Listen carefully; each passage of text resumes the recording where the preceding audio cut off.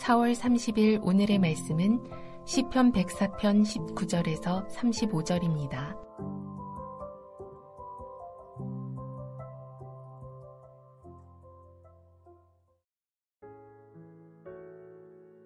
여호와께서 달로 절기를 정하시며 해는 그 지는 때를 알도다. 주께서 흑암을 지어 밤이 되게 하시니 삼림의 모든 짐승이 기어나오나이다. 젊은 사자들은 그들의 먹이를 쫓아 부르짖으며 그들의 먹이를 하나님께 구하다가 해가 돋으면 물러가서 그들의 굴 속에 눕고 사람은 나와서 일하며 저녁까지 수고하는도다. 여호와여, 주께서 하신 일이 어찌 그리 많은지요. 주께서 지혜로 그들을 다 지으셨으니 주께서 지으신 것들이 땅에 가득하니이다. 거기에는 크고 넓은 바다가 있고 그 속에는 생물, 곧 크고 작은 동물들이 무수하니이다. 그곳에는 배들이 다니며 주께서 지으신 리워야단이 그 속에서 노나이다. 이것들은 다 주께서 때를 따라 먹을 것을 주시기를 바라나이다. 주께서 주신즉 그들이 받으며 주께서 손을 펴신즉 그들이 좋은 것으로 만족하다가 주께서 낯을 숨기신즉 그들이 떨고 주께서 그들의 호흡을 거두신즉 그들은 죽어 먼지로 돌아가나이다. 주의 영을 보내어 그들을 창조하사 지면을 새롭게 하시나이다. 여호와의 영광이 영원히 계속할지며 여호와는 자신께서 행하시는 일들로 말미암아 즐거워하시리로다. 그가 땅을 보신즉 땅이 진동하며 산들을 만지신즉 연기가 나는도다. 내가 평생토록 여호와께 노래하며 내가 살아있는 동안 내 하나님을 찬양하리로다. 나의 기도를 기쁘게 여기시기를 바라나니 나는 여호와로 말미암아 즐거워하리로다. 죄인들을 땅에서 소멸하시며 악인들을 다시 잊지 못하게 하시리로다. 내 영혼아 여호와를 송축하라. 할렐루야. 시편 104편 19절에서 35절 말씀을 함께 묵상하겠습니다. 우리가 살아가는 이 세상은 참으로 바쁩니다. 많이 분주하고요. 많은 일들을 단시간 안에 해야 합니다. 그래서 이제는 멀티태스킹이 일상입니다. 식사하면서도 음악을 틀어놓고 유튜브를 보면서도 카톡을 합니다. 한 번에 한 가지 일만 하면 시간이 부족하고 모자라지요. 이러한 일상이 꼭 잘못되었다, 나쁘다고는 할 수 없는데요. 적지 않은 부작용이 있습니다. 그것은 침묵하는 것과 피조세계를 묵상할 시간이 없다는 것이죠. 침묵하는 것 그리고 피조세계를 묵상하는 일은요. 꼭 해야 하는 일은 아니기 때문에 바쁘거나 시간이 없으면 하지 않아도 됩니다. 사실상 굳이 해야 할 필요성도 느끼지 못하지요. 하지만 침묵과 피조세계를 묵상하지 않으면요. 우리의 삶이 피폐해지고 자연 속에 깃든 하나님의 창조를 보지 못합니다. 또한 이런 시간을 갖지 못하면 내가 누구인지, 내가 어디로 가야 하는지를 잊어버리게 됩니다. 그렇게 침묵하는 것, 묵상하는 것을 하지 않으면 당장에는 큰 문제가 없는 것처럼 보이지만 시간이 지나면 삶이 공허해지고 건조해지고 삐그덕대기 시작합니다. 그러니 침묵하고 피조세계를 묵상하는 일은 너무나도 중요한 일입니다. 때로는 멈춰야 보이는 것이 있고 자세히 보아야 보이는 것이 있습니다. 너무 바쁘게 일상을 보내고 많은 일을 하면 하나님의 창조, 그리고 그 창조에 드러난 하나님의 역사와 사랑을 볼 수 없게 됩니다. 그러니 멈추어 서서 침묵하고 피조세계를 바라보며 묵상하는 시간이 반드시 필요합니다. 이 시간들을 통해서 우리는 살아있음에 감사하게 되고 하나님의 뜻과 다스림을 경험하게 되며 하나님의 따스한 숨결을 느끼게 되지요. 내가 이 땅에 왜 태어났고 왜 살아가야 하는지도 이 시간들을 통해서 깨닫게 됩니다. 말 그대로 영원히 숨을 쉬게 되는 것이지요. 영원히 소생하게 됩니다. 시편 104편을 묵상하노라면 시인이 일상을 멈추고 침묵하고 묵상을 통해서 피조세계에 깃든 하나님의 형상과 역사를 보고 있는 것 같습니다. 시인은 그 안에서 영이 소생하며 살아 숨쉬며 하나님을 보고 있습니다. 우리가 이렇게 시인이 보고 깨닫는 것을 함께 누리려면 우리도 시인과 같이 행동해야 하지요. 멈추어 서고 침묵하고 묵상하고 하나님의 역사를 보는 것입니다. 성도 여러분, 오늘 하루도 너무 바쁘실 것입니다. 하지만 잠시, 정말 잠시 시간을 내어 침묵하시고 묵상하시고 하나님을 경험하는 날이 되길 소원합니다. 이제 본문을 잠시 살펴볼까요? 어제 묵상한 단락 1절에서 18절은 하나님께서 광활한 창조 세계를 창조하셨음을 묘사하며 창조주 하나님을 노래합니다. 땅과 물의 경계를 나누신 하나님, 숲과 각양 짐승을 창조하신 하나님의 솜씨를 노래하지요. 오늘 본문 19절에서 35절은 이 땅을 운행하시며 돌보시는 하나님을 노래하고 있습니다. 첫째 단락 19절에서 23절은 하나님이 해달별을 다스리고 질서 있게 운행하고 있음을 노래하지요. 여호와께서는 달로 절기를 정하시며 해는 그 지는 때를 안다고 합니다. 바쁜 일상에 지친 우리는 밤이 되면 퇴근해야지, 피곤해서 자야지 하는 생각이 먼저 듭니다. 하지만 시인은 지금 밤이 될 때 이 밤을 운행하시는 하나님을 보고 있습니다. 21절도 그러하죠. 젊은 사자가 저녁에 부르짖음이 하나님께 먹이를 구한다고 봅니다. 그러다가 아침이 오면 사자는 그 굴 속에 들어가 숨고 사람이 나와서 일하며 저녁까지 수고한다고 하지요. 동물이 살아가는 일상, 사람이 살아가는 일상이 기계적으로 다람쥐 쳇바퀴 돌듯이 그냥 돌아가는 일상이 아니라 그 일상에도 하나님께서 다스리고 운행하고 있음을 노래하고 있는 것이지요. 둘째 단락 24절에서 26절은 땅과 바다에 존재하는 모든 생물을 여호와께서 지으셨음이라 하며 노래합니다. 24절에 여호와여 주께서 하신 일이 어찌 그리 많은지요.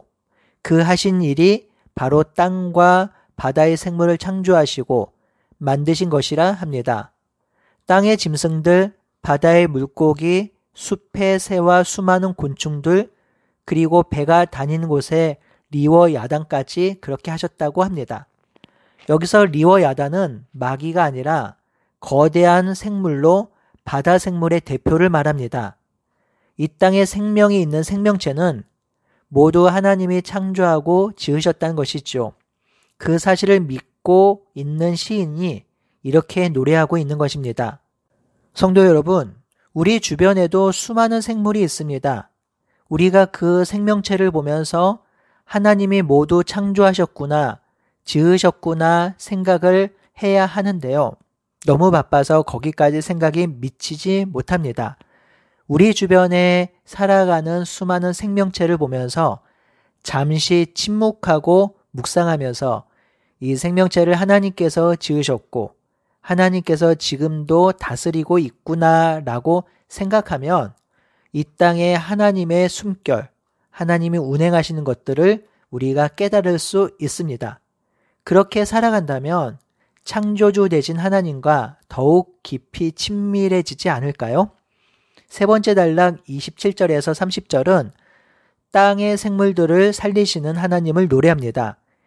27절에 이것들, 즉 이 땅과 바다에 사는 생물들을 주께서 때를 따라 먹을 것을 주시길 바란다고 하지요.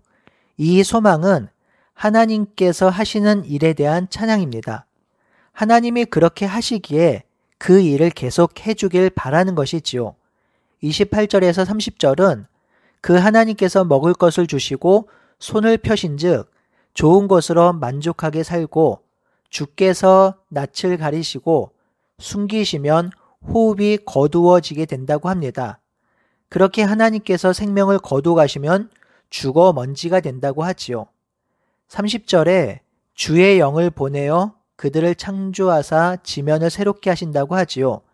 여기서 주의 영은 영적 존재라기보다는 루하흐, 숨, 호흡, 입김으로 보시는 게 좋겠습니다. 하나님이 숨을 주시어 생명을 창조하시면 그 생명이 이 땅을 새롭게 한다고 노래하지요. 네 번째 단락 31절 32절은 여호와의 영광이 영원할 것을 노래합니다. 하나님의 영광, 하나님의 높아짐, 하나님의 하나님 되심을 무엇을 통해서 경험하고 깨달을 수 있을까요? 바로 하나님께서 만드신 피조세계, 창조물, 이 땅의 생물, 그리고 그것이 살아가고 질서대로 운행되는 것을 통해서 알게 됩니다. 왜냐하면 그렇게 질서 있게 운행되고 살려지는 것은 우연히 어쩌다가 그렇게 되는 것이 아니기 때문입니다. 시속 100km로 달리는 자동차도 5초만 운행하지 않으면 사고가 나지요. 그런데 태양 주위를 시속 11만 킬로로 공전하는 지구가 사고가 나지 않습니다. 지구가 시속 1660킬로로 자전하면서 뱅글뱅글 도는데 아무 일도 일어나지 않습니다. 왜인가요? 이 모든 일이 바로 하나님께서 이 땅을 운행하시고 통치하고 있기 때문입니다. 이 일들을 통해서 하나님께서 살아계시며 하나님께서 영광이 되는 것이지요. 32절은 그 땅을 보신즉 땅이 진동하고 산들을 만드신즉 연기가 난다고 하죠. 하나님이 조금만 움직여도 지축이 흔들리고 산을 조금만 만져도 화산이 폭발할 정도니 그 하나님의 힘과 권능과 권세가 얼마인지 놀랍고도 놀랍다라는 것입니다. 다섯 번째 단락 33절에서 35절은 시편의 마지막 단락으로 에필로그, 여호와에 대한 시인의 헌신과 찬양을 담고 있습니다. 시인은 지금 평생 여호와께 노래하며 살아있는 동안에 하나님을 찬양하겠다고 합니다. 그리고 자신의 기도를 하나님께서 기뻐하시길 소망하며 여호와로 인하여 즐거워하겠다고 하지요. 마지막으로 의인을 살리시고 악인을 멸절하실 것을 소망하며 자신에게 여호와를 송축하라고 외치고 있습니다. 성도 여러분, 우리가 여호와를 송축하고 하나님을 찬양할 수 있으려면요, 하나님을 깊이 생각해야 합니다. 묵상해야 합니다. 침묵하면서 그가 행하신 일을 되뇌어야 합니다. 바쁜 일상 속에서 내 일, 내 생각에 가득 차서 그것만 생각하면 찬양을 잊어버리고 하나님으로부터 오는 기쁨을 놓쳐버릴 수 있습니다. 우리는 어제도 바빴고 오늘도 바쁠 것이고 내일도 바쁠 것입니다. 이 바쁨에 함몰되면 하나님을 놓쳐버릴 수 있습니다. 오늘 하루 잠시 시간을 떼어봅시다. 침묵 가운데 하나님을 깊이 묵상하며 하나님이 내 인생 이끌어 오신 것을 생각합시다. 이 땅을 운행하시고 통치하시며 다스리는 하나님을 생각합시다. 그때 우리는 하나님의 인도하심과 사랑하심을 깨달을 수 있습니다. 그때 우리는 하나님을 기뻐하고 찬양할 수 있습니다.